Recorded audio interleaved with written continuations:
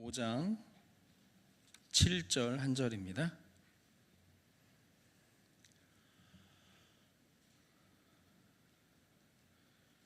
다 같이 한 목소리를 합독해서 읽도록 하겠습니다.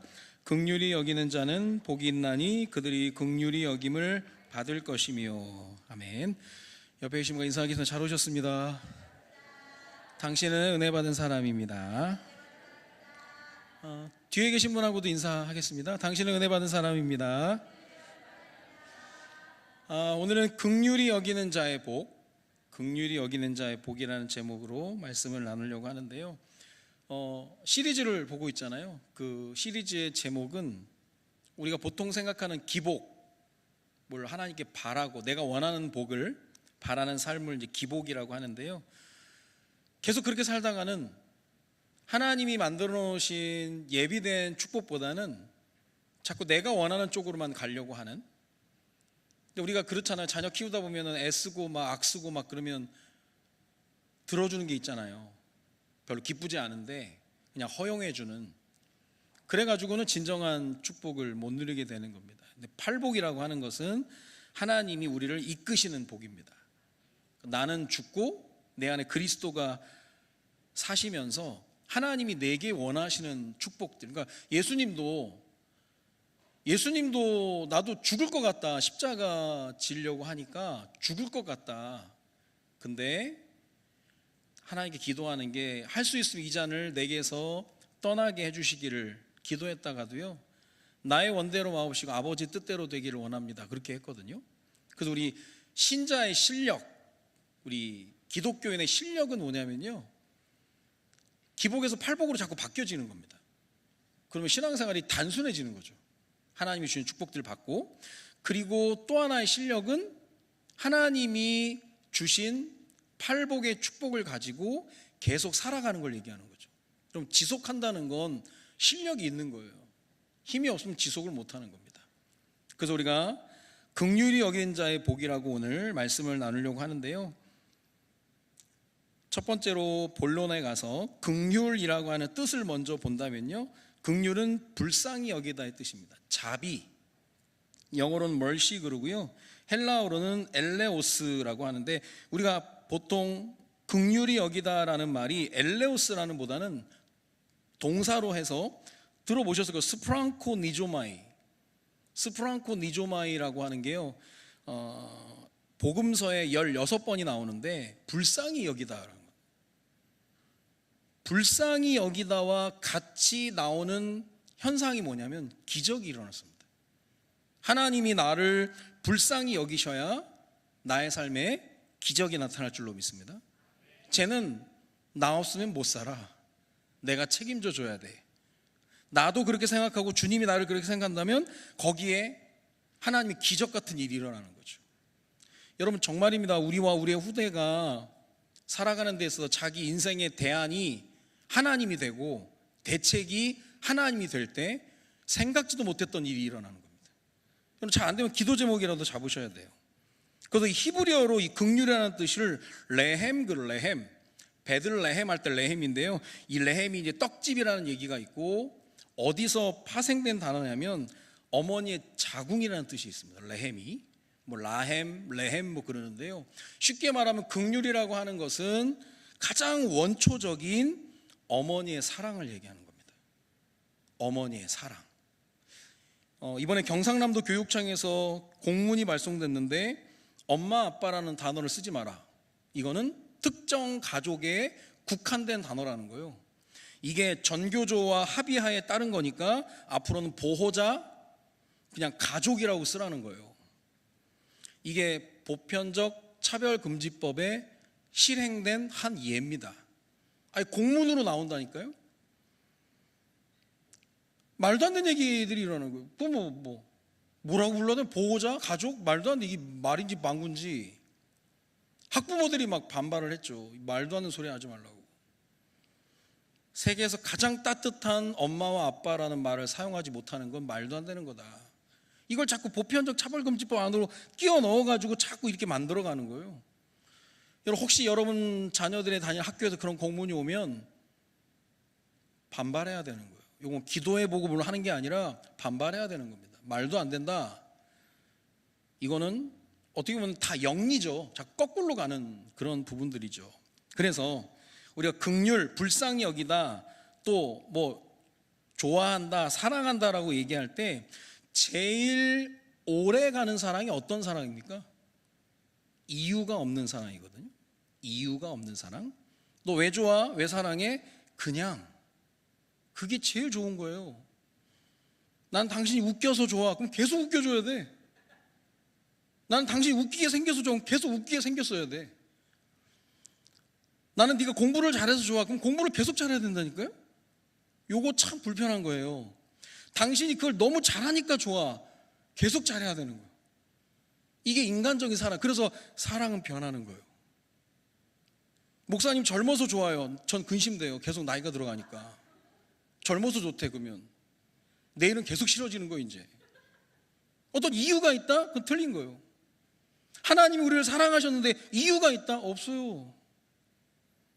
로마서 9장 15절 16절에 보니까요, 모세에게 이르시되 내가 긍휼히 여길 자를 긍휼히 여기고 불쌍히 여길 자를 불쌍히 여기를 하셨으니 그런즉 원하는 자로 말미암음도 아니요 다른 박질하는 자로 말미암음도 아니요 오직 긍휼히 여기시는 하나님으로 말미암음이니라. 이게 얼마나 중요하고 신나는 얘기냐면요, 야, 원하는 자가, 다른 박질하는 자가 은혜를 받는 게 아니야.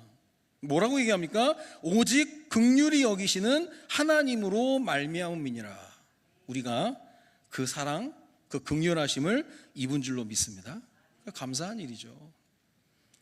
그래서 스프랑크 리조마이 아까 얘기했던 복음서 16번 가운데 선한 사마리아인의 비유 빼고는 다 기적이 일어났어요. 기적이 일어났습니다. 같은 얘기죠. 요한일서 4장 10절에도 사랑은 여기 있으니 우리가 하나님을 사랑하는 것이 아니요 하나님이 우리를 사랑하사 우리 죄를 속하기 위하여 화목제물로 그 아들을 보내셨습니다. 사랑해서, 이유 없이 그렇게 되는. 그래서 저도 오늘 새벽에 일어나서 늘 새벽마다 기도하는 게 나를 불쌍히 여기서 그러거든요. 주일 새벽에는 얼마나 간절한지 나를 불쌍히 여기소서. 난 하나님의 은혜 없이는 감히 강단에 설 수도 없고 말씀을 전할 수 없습니다. 결국 그 긍휼하심이 나에게 임할 때, 그때 나도 생각하지 못할 그런 응답들이 시작이 되는 겁니다. 아니면 요즘에 사람들은요, 요즘 아주 그냥 나이스한 신자들은요, 기도 제목도 없대. 기도 제목 있는 것 자체가 약해 빠진 것 같다는 거예요. 말은 무슨 말도 안 되는 얘기죠. 하나님 없이 할 수 있다는 거예요. 나는 돈도 있고 명예도 있고 난 실력도 있고 막 위치도 있으니까 기도 제목 같은 건 그냥 아래 것들이나 하는 거라고. 잘못된 겁니다, 이건. 그렇다면 긍휼히 여기는 자의 복 그랬는데요, 누가 긍휼하심을 얻나?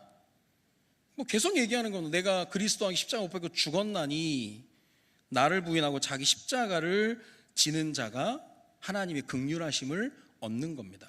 성경에 보면 마태복음 9장 27절에 보니까 두 맹인의 얘기가 나오거든요. 예수께서 거기에서 떠나가실 때 두 맹인이 따라오며 소리질러 이르되 다윗의 자손이여 우리를 불쌍히 여기소서 하더니, 맹인 자체가 그냥 불쌍한 거죠.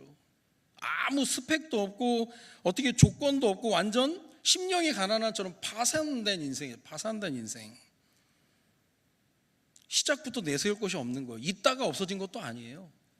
그러니까 예수님이 마태복음 9장 28절에 예수께서 집에 들어가심에 맹인들이 그에게 나아오거늘 예수께서 이르시되 내가 능히 이 일 할 줄을 믿느냐? 대답하되 주여 그러하오이다. 저는 파산된 인생인데 너가 파산된 인생을 아느냐? 그렇게 얘기하시면서 내가 네 안에 일할 수 있음을 믿느냐 물어봤거든요. 주여 그러하오이다. 나는 아무것도 없습니다. 마태복음 9장 29절에 이에 예수께서 그들의 눈을 만지시며 이르시되 너희 믿음대로 되라 하시니, 믿음대로 될지라 그러는 거예요. 사실 우리가 믿음이라고 하는 게 우리가 하나님을 향한 믿음 그러지만 성경에는 믿음은 하나님의 선물 그러거든요. 여러분, 내가 믿음을 지키고 막 그러는 게 아니거든요. 우리 가끔 이제 군인들 군대 갈 때 이제 파송할 때 믿음을 지켜라 어쩌고저쩌고 하다가 제대하고 오면 믿음을 잘 지켰다고 우리가 막 얘기를 하잖아요. 어떻게 보면 맞는 건 아닙니다. 내가 믿음을 지킵니까? 믿음이 나를 지킵니까? 믿음이 나를 지키는 거죠. 내가 예배를 지킵니까? 예배가 나를 지킵니까? 이거는 간단한 이야기인 것 같은데 중요한 얘기예요. 오늘 예배가 우리와 우리 후대들을 지킬 줄로 믿습니다. 그렇게 되는 거예요. 그렇게 우리가 생각하는 내 행동에서 그러는 게 아니라요. 두 맹인 할 때 맹인 우리가 많은 걸 보고 살잖아요. 여러분 바울이 많은 것들 보니까 하나님이 다메섹 도상에서 바울을 꺾을 때 제일 먼저 한 게 뭡니까? 안 보이게 만들었어요. 안 보이게. 굉장히 의미가 있는 겁니다. 우리는 너무 어떤 주석에는 세상 밝힘증 너무 밝힌다는 거예요. 너무 많이 봐가지고 너무 밝힌다는 거예요. 맹인 강영우 박사 우린 간증으로 책으로 많이 알고 있는데요. 14살 때 축구공에 맞아가 눈이 멀었잖아요. 완전 절망했던 이분이 예수 그리스도를 만나서 영적인 눈이 뜨여지게 됐고 굉장히 많은 일을 했죠. 많은 사람들에게. 제가 총신대 사당동 총신대학교를 나왔는데요. 제가 입학할 때 그 해가 칼리지였는데 입학하고 나니까 유니버시티가 됐더라고요. 그게 무슨 차이냐면 처음 갔을 때 학장이었는데 총장님이 된 거예요. 완전 이 레벨이 바뀌어졌는데요. 제가 졸업하고 나서 한참 후에 보니까 세계 최초 맹인 목사님, 박사님이 우리 총신대학교 총장님이 됐습니다. 세계 최초예요. 맹인. 15살 때 열병을 앓으면서 이게 제대로 치유가 안 돼가지고 전맹 판정이 나와요. 전맹. 보니까 전맹이 있고 준맹이 있더라고요. 전맹은 시력이 제로입니다. 준맹은 약간 흐릿한 게 보이는 건데 전맹으로 그냥 완전히 그냥 이 땅 그냥 자살하려고 비관적인 삶을 살다가요. 21살 때 1973년 여의도 광장에서 열린 빌리그레이엄 목사님 집회를 참석하고 회심을 한 겁니다. 이분이 지금은 뭐 안 보이는 거에 대해서는 전혀 뭐 불편한 것도 없고 거기에 대해서 원망도 없고 그냥 완전히 그냥 새롭게 완전히 바뀌어졌어요. 기자가 처음 만났더니요. 기자한테 하는 말이에요. 눈을 맞추고 인사해야 되는데 죄송합니다 그러는 거예요. 맹인인데. 저는 지금 학교가 어려운데 한눈 팔 일이 없기 때문에 잘할 수 있을 거라면서. 요 안 보이는 것이 이 사람에게는 굉장히 유익이 된 거예요. 그리고 고백이 얼마나 웃기냐면 배는 게 없어서 하나님만 붙잡고 살다가 보니까 여기까지 왔다는 거예요. 배는 게 없다라는 거예요. 여러분 너무 많은 것들을 보고 계획하고 늘 얘기하잖아요. 대책이 너무 많아서 문제라고. 여러분이 그냥 너무 머리가 좋아가지고 뭐 내일 뭐 이번 주 뭐 다음 달 뭐 내년 뭐 계획 착착착 세워놓으면요 진짜 그대로 안 됩니다. 하나님 그렇게 만들지 않으시거든요. 그래서 성경에도 보면 주기도문에 보면 일용할 양식 그랬거든요. 하루하루 일용할 양식이지 뭐 주 단위로 뭐 달 단위로 받는 게 아니에요. 은혜라고 하는 게 그 순간 일용할 은혜가 있고 일용할 양식이 있는 거거든요. 근데 우리는 똑똑하면 뭘 뭐 다 하고 막 그러는 줄 알아요? 아닙니다. 차라리 두 맹인이었기 때문에 아무것도 없으니까 예수님을 찾아간 거죠. 탕자 누가복음 15장 21절에 보니까 아들이 이르되 아버지 내가 하늘과 아버지께 죄를 지었사오니 지금부터는 아버지 아들이라 일컬음을 감당하지 못하겠나이다 하나 나를 일꾼의 하나로 봐주십시오 그랬거든요. 거기 하나님의 아버지 은혜가 임하게 되는 겁니다. 그래서 긍휼은 누구에게 임하느냐? 자기를 부인하고 자기 십자가를 지는 자. 그리고 두 번째로는요, 긍휼히 여김을 받으면 어떤 사명이 있어지게 되냐면 긍휼을 흐르게 하는 사람. 긍휼하심 하나님께로부터 온 것인데 내가 긍휼하심을 입고 다른 사람에게 다른 사람을 긍휼히 여기는 거예요. 이게 작은 예수, 작은 그리스도인 그럴 수 있는 겁니다. 우리나라도 이제 외국인들 굉장히 많잖아요. 다민족도 사실 성경적은 아니거든요. 하나님 그냥 한민족으로 만들었으니까 우리가 이제 나라를 막 해서 이제 다민족 그러는데 그것도 별로 성경적은 아니고 한민족? 하여간 뭐 그런 건 다른 차원의 얘기인데요. 또 생각해 보세요. 우리가 다민족들 그들의 마음을 이해하고 섬기고 잘 챙기는지. 우리나라가 제일 안 되는 게요. 쟤네들 베트남 애들이래. 스리랑카 애들이래. 말레이시아 애들이래. 가보니까 50대 60대 어르신들이야. 우리는 그냥 다 애들이야 그냥. 요게 요 단어부터 안 바뀌면 마음은 안 연다는 거예요. 내가 지금 나이가 몇인데 베트남 애들이라는 거.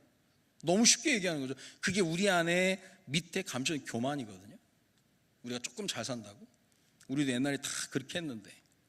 그래서 교육의 목적이 뭡니까? 공감 능력을 키우는 겁니다. 공감 능력을 키우는 거. 그래서 메리 고든이라는 사람이 책을 썼는데요, 공감의 뿌리라는 책인데, 그 내용이 뭐냐면 먼저 자기 감정을 읽을 줄 알고 다른 사람의 감정을 읽을 줄도 알게 만드는 것이 교육이다 그랬습니다. 요즘 막 진상들 별의별 사람 많잖아요. 그 사람들은 이제 뭐 병적인 용어로 이제 공감 장애인 그런 장애인이에요. 공감 장애인. 저는 혈액형 시대인데 요즘 애들 MBTI 뭐 그러는데 뭐 M이고 난 잘 모르겠더라고. 제가 뭔지도 모르겠는데 어떤 아이가 사슴벌레 이렇게 해서 사슴벌레가 죽었단 말이에요. 얘가 막 오열을 하는 거예요. 엄마의 첫마디, 왜 안 움직여? 잘 건드려봐. 울지 말고 변기통에 갖다 버려. 엄마가 대왕 사슴벌레 사줄게. 얘는 이게 지금 중요한 건데 엄마는 전혀 공감을 못하는 거예요. 변기에 갖다 버리라니. 장례식을 치러도 지금 모자랄 판인데 엄마는 공감이 안 돼요. 공감이. 그 아이에게 대왕을 사다 준들 뭐가 위로가 되겠습니까? 한마디 한마디. 미숙할수록, 어린아이일수록, 애기들 그런 못된 애들 있거든요. 그 창세기 3장에 그 옷을 입고 태어난 애기들 있잖아요. 자기는 슬픈데 엄마 웃고 있으면 엄마 얼굴 쥐어뜯습니다. 그래 있다니까요. 나보다 동생이 더 사랑받으면 동생 눈 팔려고 막 그러고. 별 희한한 애들 많죠. 그래서 메리 고든이라는 사람이 이 책에서 어떤 실험을 했거든요. 만 3세 아이들이 모인 어린이집, 거기서 어떤 한 아이가 우니까 이게 동조현상으로 다 우는 거예요. 전체가 다 울다가 어떤 한 아이가 그치니까 또 점점 그쳐가는 거예요. 또 어떤 여자아이가 울음이 그쳤는데 옆에는 울고 있으니까 손을 잡아주는 거예요. 눈물을 닦아주면서 이제 울지 않아도 돼. 그걸 뭐라고 하냐면 이 아이가 인생에서 첫 번째 공감을 경험하는 순간, 인생에 있어서 첫 번째 긍휼을 발견하는 순간, 이 아이도 누군가에게 그런 긍휼하심을 입고 나니까 요걸 통해서 사람을 살릴 수 있다는 것을 경험한 거예요. 여러분 앞으로는요, 뭐 공부를 잘한다 못한다 그건 뭐 그렇게, 그것도 하나의 부분인 것 같아요. 요즘에는 그게 전부가 아니라, 옛날에는 사실 공부 잘하는 거 막 그것만 엄청나게 우리가 추앙하고 그랬는데 지금은 아닙니다. 여러분 노래를 잘하는 가수보다요 불쌍한 가수가 돈을 더 많이 벌어요. 그 감성을 자극하는 게 있거든요. 긍휼히 여김을 받아본 사람이 긍휼하심을 입고 긍휼하심의 능력을 알거든요. 성경은 그래요. 세상은 강해져라 막 경쟁해서 이겨야 된다 하지만 성경은 약해져도 된다라고 하거든요. 바울이 내가 약할 때 강함이라고 그랬거든요. 긍휼히 여김을 받는 거. 우리 첫째인가 둘째인가 어린이집에 갔는데 뭐 덩치 큰 여자가 옆에 앉아있고 얘는 얘기하는 거, 나는 손이 작아서 귤을 까먹을 수가 없어. 그 등치 큰 여자애가 귤을 까주고 앉아있는 거 옆에서. 나는 손이 작아서 옥수수를 잘 못 먹어. 그랬더니 그 옆에 있는 애가 옥수수를 따서 엄마처럼 이렇게 따서 먹여주는 거 입에. 전략인지 어쩐지 모르겠는데 그 아이에게 볼 땐 얘가 불쌍한 거예요. 등치도 작고 하니까 그 먹여주는 거예요. 그게 여러분 그게 시작이에요. 여러분의 자녀가 공부를 혹시 많이 잘 못하더라도 누군가의 아픔에 공감할 수 있고 누군가를 이해하려고 하고 배려하려고 하면 그때 상 줘야 되는 거예요. 성적보다는. 앞으로는 그게 강점이 되는 거라니까요. 나라가 불쌍해 보이면 애국자가 됩니다. 교회가 불쌍해 보이면 교회의 제자가 되는 거죠. 교회를 위해 기도하지 않을 수 없는 거죠. 남자가 불쌍해 보이면 결혼을 한대요. 주변에서 말린대요. 나중에 네가 제일 불쌍해진다고. 경험하신지 모르겠는데 불쌍해도 저놈 누구랑 살면 얻어 터질 텐데 나라도 데리고 살아야지, 그다 자기가 제일 불쌍해진다라고 하는데, 어쨌든 교육 공감 능력, 그게 불쌍히 여기는 마음입니다. 마음속에 불쌍히 여기는 마음이 느껴지면 이거는 사실 공부에서 나오는 게 아니거든요. 나는 수학 문제를 이렇게 잘 푸는데 쟤는 너무 못 풀어, 불쌍해. 그런 사람이 선생님이 된대요. 내가 잘 가르쳐 줘야지. 불쌍히 여기다가 자기의 직업도 만나게 되는 그런 일들이 있다라는 거예요. 사실 이게 뭐 긍휼히 여기다, 불쌍히 여기다, 이게 어떻게 설명으로 되겠습니까? 아까 메리 고든의 이제 공감의 뿌리라는 책과 함께 조금 긍휼과 뭐 이렇게 돌봄, 뭐 불쌍히 여기다라는 책에 보면 이제 헨리 나우엔의 돌봄의 영성, 뭐 긍휼이라는 책이 있는데요. 아니 긍휼을 딱 정리해 놨어요. 헨리 나우엔이라는 분은 하버드대 교수인데 하버드대 교수인데 어느 날 영적인 공허함이 왔어요. 내가 뭐 하고 살고 있냐 이게. 내가 지신 학문이 아니야. 영성학자인데요. 결국 캐나다 데이브레이크라고 하는 장애인 공동체에 가서 죽을 때까지 헌신하고 거기서 많은 책들이 나왔거든요. 그 대표적인 책이 제가 자주 얘기하는 상처 입은 치유자입니다. 운디드 힐러. 내가 상처를 입어보니까 저 사람의 아픔을 이해하면서 도울 수 있다는 거예요. 이분이 긍휼에 대해서 얘기를 했는데요. 긍휼은 소명이라는 거예요. 소명. 예수님의 길을 따라가는 영성, 그 긍휼히 여긴다라는 거예요. 긍휼은 행동이다. 진실한 관계로 들어가는 영성. 그래서 이걸 뭐라고 하냐면요, 긍휼을 하심을 입은 자가 긍휼을 베풀 때 절망을 치료하는 해결책이 된다는 거예요. 해결책. 긍휼은 인간다워지는 것이다. 인간다워짐. 긍휼은 넘쳐 흐르는 것이다. 내가 하나님께 받은 게 너무 많으니까 얘기했죠. 흘러 넘치는 게 아니라 넘쳐 흐르는 거라고. 내 안에 주님의 사랑이, 주님의 감사가, 주님의 능력이. 저는 뭐 찬양을 많이 하고 할 때 저는 빠른 찬양을 잘 못하거든요. 느리면서 고백적인 찬양. 근데 가끔 이제 빠른 찬양에도 남들은 되게 막 그 신나서 하는데 나는 그때 막 눈물이 날 때가 있어요. 그 내용이 주로 보면 뭐냐면 그냥 하나님이 나를 찾아오셔서 나를 값없이 구원해 줬다라는 얘기. 제 이번에 삼다수 때 이제 찬양을 해야 되는데 나의 노래가 되시는 하나님을 내가 종일토록 찬양함은 그런 찬양곡이 있는데요. 저는 그 찬양이 신나는 찬양인데 할 때마다 눈물이 나는데요. 가사가 그건 내가 그를 먼저 사랑한 건 아니요 그가 나를 먼저 사랑하시고. 나는 그걸 가슴에 너무 미어져 오는 거예요. 내가 주님을 안 것도 아니고 주님을 사랑한 것도, 그가 나를 먼저 사랑해서 그리고 주님을 위해 살겠다라는 그게 어릴 때부터 들어오고 나니까요, 내가 주님을 살 수 있는 가장 좋은 일이 뭘까라고 생각하다가 지금 이 목회자의 길을 가게 된 거예요.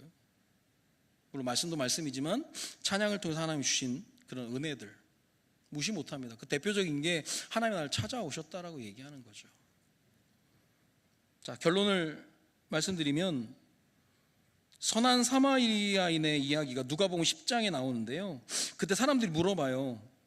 10장 29절에 그 사람이 자기를 옳게 보이려고 예수께 여짜오되 그러면 내 이웃이 누구입니까? 라고 물어보면 내 이웃이 누구입니까? 이게 얼마나 자기중심적인 줄 압니까? 내 이웃이 누구입니까? 라고 한 질문에 예수님이 선한 사마리아인의 비유를 들면서 누가 강도 만난 자 이웃이 되겠느냐, 누가 내 이웃입니까? 라고 그게 중요한 거냐? 강도 만난 자의 이웃이 누가 될 거냐 그거지. 내가 정말 하나님의 긍휼하심을 입었으면 내 이웃은 누굽니까? 라고 질문할 게 아니라 저 어려운 저 강도 만난 자의 이웃이 누가 돼야 됩니까? 내가 돼야 된다라고 하는 거죠. 제사장과 레위인은 거룩과 정결이라고 하는 율법에 매여서 감히 강도당한 사람을 만지지도 못했습니다. 선한 사마리아인 이방인이 어떻게 보면은 경계가 있잖아요. 이방인이니까요.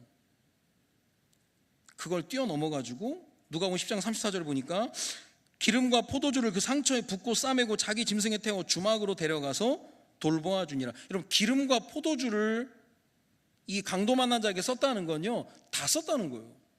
아낌없이 썼다는 거예요. 돌봐달라고 얘기하고 내가 돌아올 때 혹시 비용이 더 들었으면 내가 다 치르겠습니다.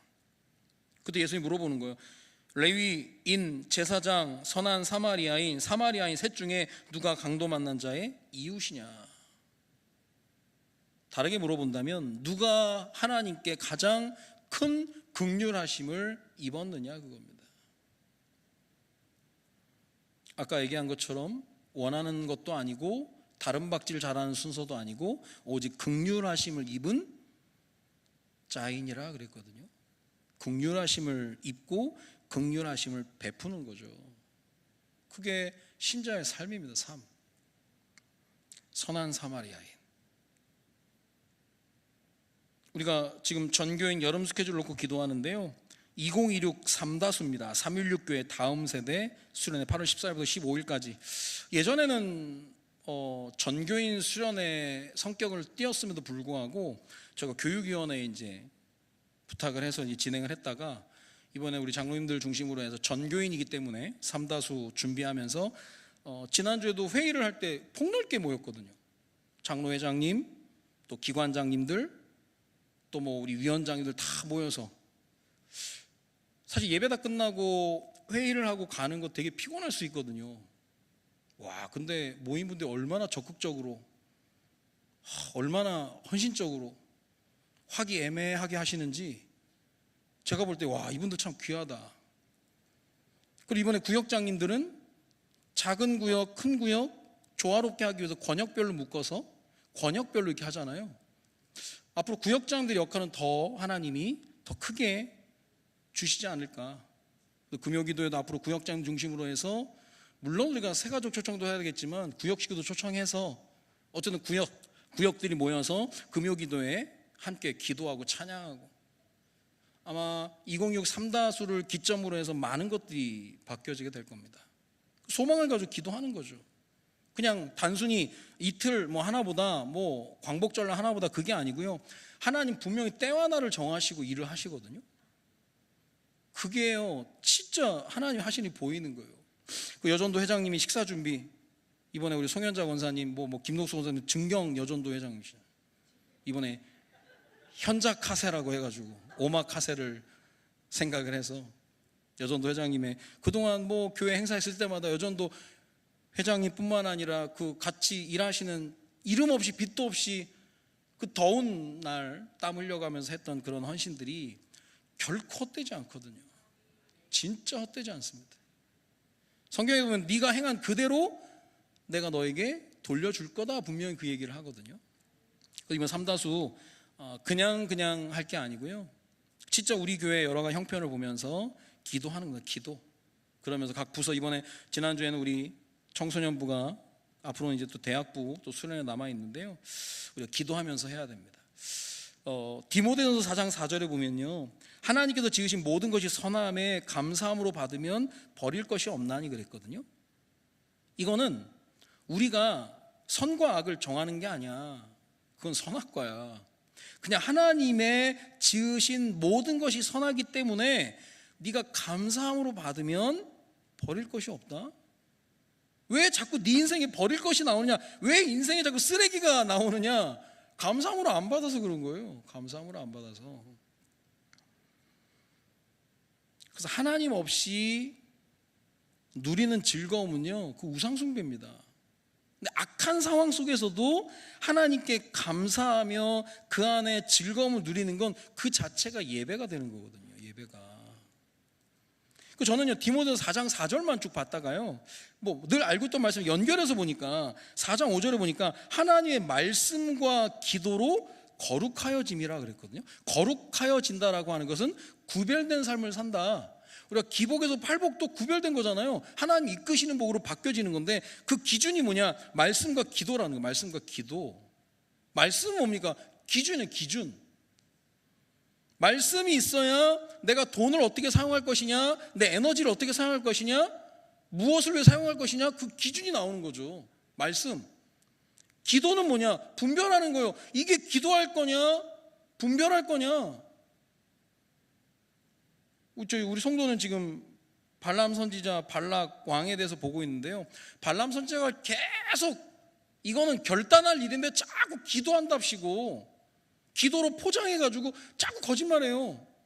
대놓고 나는 뭐 은과 금 받지 않을 거야 그러면서 자꾸 가지 말래.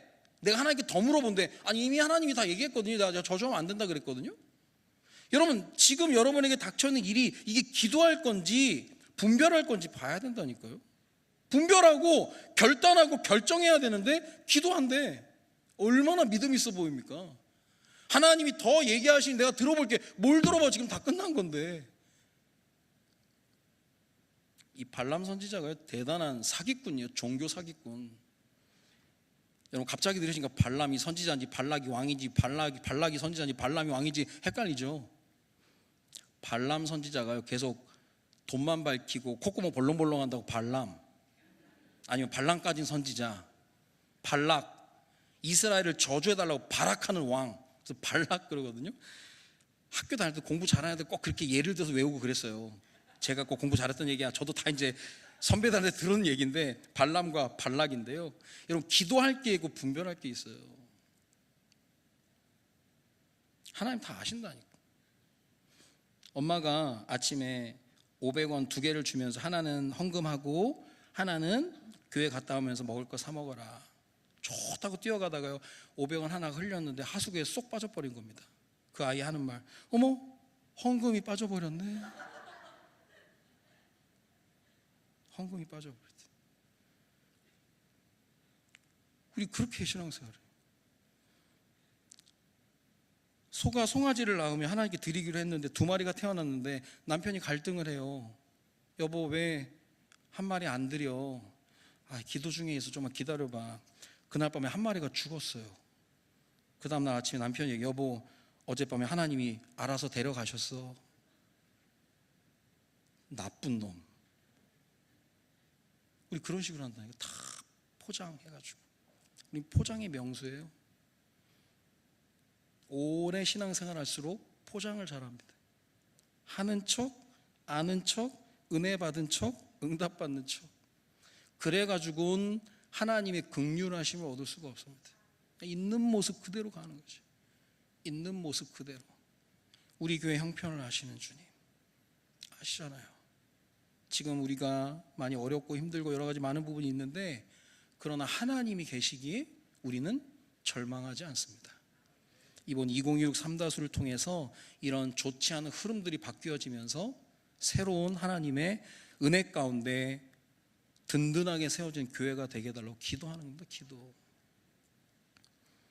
옛날 김용만 씨를 보니까요, 뭐 브레인 뭐 해가지고 아나운서 한 40명 앉혀놓고 막 울렸다 웃겼다 하는데요. 야, 김용만 씨 대단하다. 제가 아마 책도 많이 보고 굉장히 유식한 분이었는데요. 아마 어떤 사건 때문에 그 연애 생활을 더 이상 지속을 못했습니다. 제일 어려울 때 이성미 씨하고 뭐 송은희 씨가 접근을 해서 하나님에 대한 설명을 해주죠. 하나님을 믿게 되고 성경 공부를 시작하면서 궁금하더래요. 하나님 왜 내 제일 어려울 때는 말씀도 안 하시고 계시다가 이제 오셨냐고. 그때 하나님이 그렇게 말씀하시더래요. 난 늘 네 옆에 있었는데 네가 인제 말 걸더라. 난 늘 네 옆에 있었어. 그 영접자거든요. 영접을 안 했다는 거예요. 이번에 새롭게 해서 나와서 간증을 하는데요, 성경을 읽고 신앙생활 하다 보니까 성지순례 그렇게 하고 싶더래요. 연예인 뭐 팀들이 이제 뭐 여러 가지 행사 뭐 이벤트가 있어가지고 성지순례를 가는데 자기도 가고 싶은데 엄두가 안 나더라는 거예요. 뭐 일거리가 없으니까, 돈이 없으니까요. 이성비 씨가 전화가 와가지고 2자리 남아서 2자리 갈 수 있으면 가. 근데 좀 돈이 비싸. 듣고 나니까 너무 가고 싶은데 무리해서 가면 또 빚쟁이가 되니까 싫더라는 거예요. 그렇게까지 갈 게 아니라 그냥 하나님께 기도했대요. 그냥 단순하게 하나님이 뜨시면 가게 해주세요. 가고 싶습니다. 그러나 욕심을 내지는 않겠습니다. 하나님 뜻대로 해주세요. 이틀 뒤에 보험공단에서 연락이 왔대요. 김용만 씨 혹시 3개월 예전 3개월 동안 캐나다에 계셨습니까? 그랬다고. 아들 때문에 3개월 있었는데 그래서 의료보험이 환급이 된다는 거예요. 또 통장 환급해 드리겠습니다라고 해서 통장에 돈이 들어왔는데 딱 성지순례 가는 비용이 딱 들어있더라는 거예요. 근데 이분이 그런 얘기를 하면서 되게 조심스럽게 얘기해요. 혹시 사람들이 저를 기복주의로 볼까봐, 이분이 신앙이 좀 제대로 들어간 것 같아요. 기복주의로 볼까봐 염려를 하면서. 근데 난 그런 차원이 아니라 자기가 진짜 하나님에 대해서 하나님 정말 유머러스 하신 분이구나. 또 마지막에 이분이 했던 말이 제게 참 느낌이 있었는데요.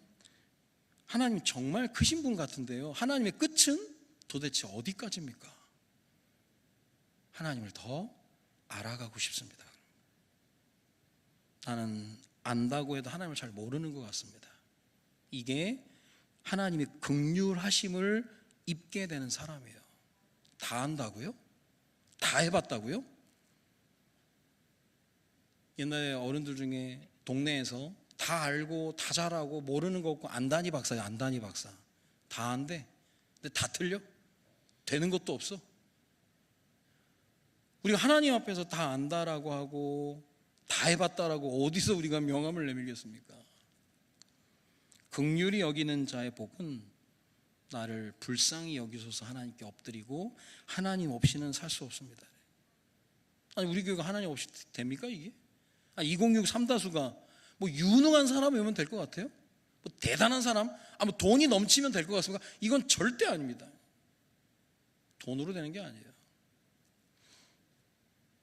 하나님이 때와 날을 정하시고 하나님이 올해 2026 삼다수를 통해서 주시고자 하는 은혜가 분명히 있는데, 그걸 얼마나 거지의 심령으로, 갈급한 자의 심령으로 하나님께 간구하느냐, 그거거든요. 기도하시면서 2026 삼다수가 우리 교회의 흐름을 바꾸는 귀중한 시간표 될 수 있도록 기도하시기 바라고요. 긍휼히 여기는 자의 복, 긍휼히 여김을 받을 것이며 하나님께 긍휼하심을 얻는 은혜가 오늘부터 있어지기를 주님의 이름으로 축원드립니다. 기도합니다. 살아계신 하나님, 우리의 인생이 시간이 갈수록 내가 원하는 복을 추구하는 인생이 아니라 하나님이 주시는, 하나님이 이끄시는 복, 팔복으로 충만하여지는 삶이 될 수 있도록 인도하여 주옵소서.